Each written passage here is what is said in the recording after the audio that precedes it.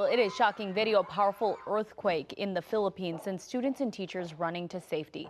The 7.8 quake happened nearly 3 weeks ago. 32 people died and more than 200 were hurt. As the country does begin to recover from the devastation, Southern California is stepping in to help. A San Fernando Valley man and his pickleball community paddled for a cause in Canoga Park today.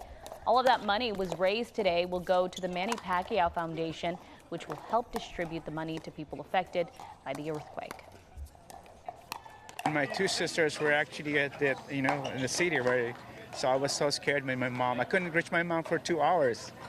And then when I finally got to hear her voice that she's safe, and then I'm like, I gotta help my countrymen, Well, more than 80 players pre-registered to play, but many more showed up to donate.